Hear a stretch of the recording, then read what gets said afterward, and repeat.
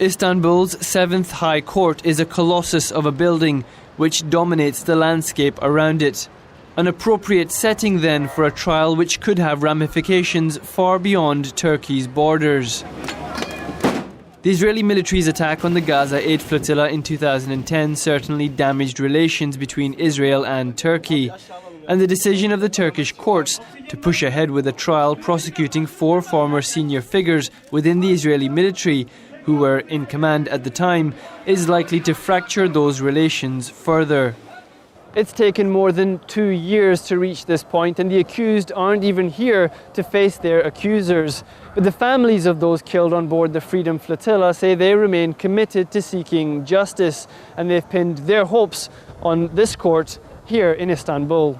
My father is killed by a bullet, came from near, close direction, close distance.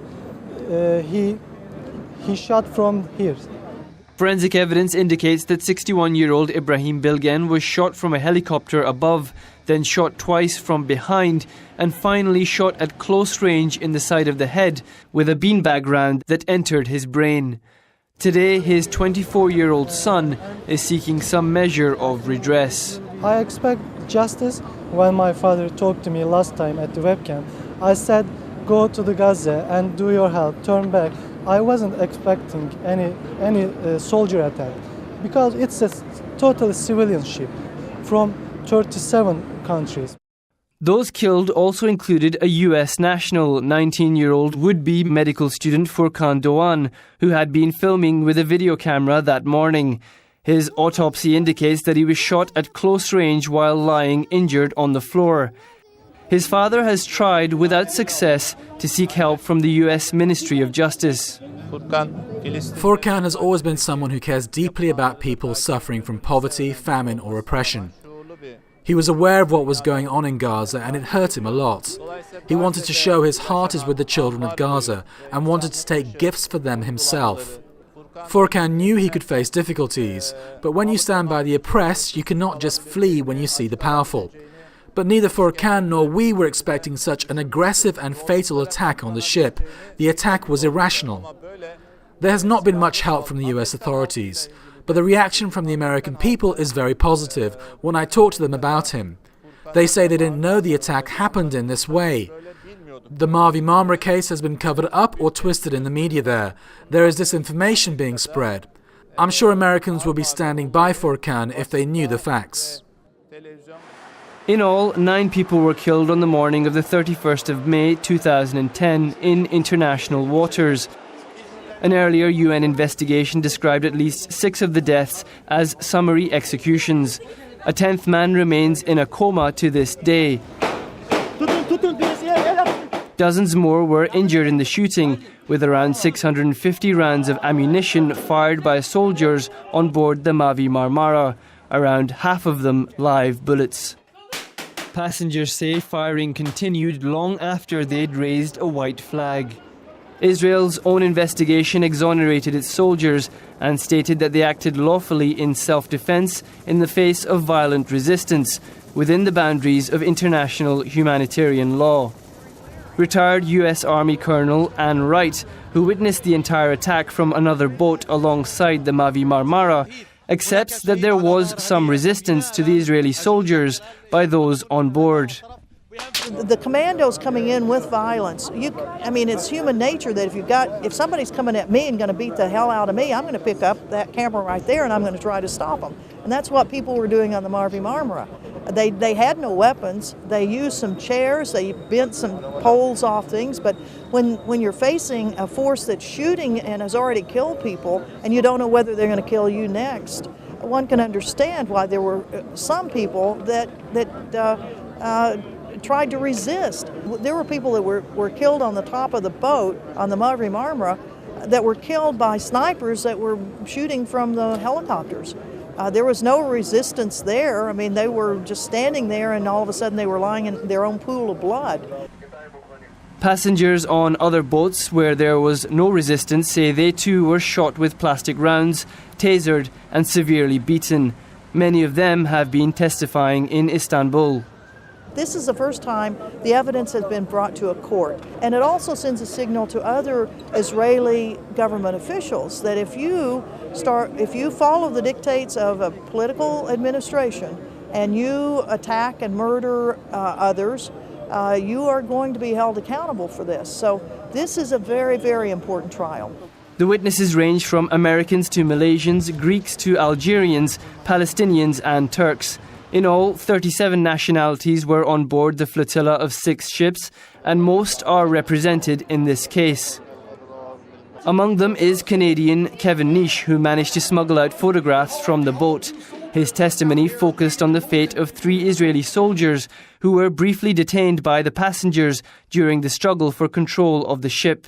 I had photographs of the Israeli commandos as they were brought into the ship and actual evidence of them being treated properly. I had photographs of the EOHA doctors treating them and taking care of them, as opposed to the usual line of them being attacked and being lynched by the folks on the ships. As they were treating the soldier one deck below, for he had a cut or a contusion on his forehead, and there's actually footage of him being treated. So while they were doing that one deck below, there was 2 aid workers full of holes, one deck above, bleeding all over the floor. I too was on board the Mavi Marmara reporting as a journalist and was asked to testify before the court regarding the seizure by force of video evidence of what took place, along with the attempted jamming of communications by the Israeli Navy to prevent media broadcasts, and the killing of Turkish journalist Cevdet Kılıçlar, shot in the forehead at close range while taking photographs. The vast majority of media materials and video evidence snatched from passengers by the soldiers remain with Israel, which refuses to hand them back.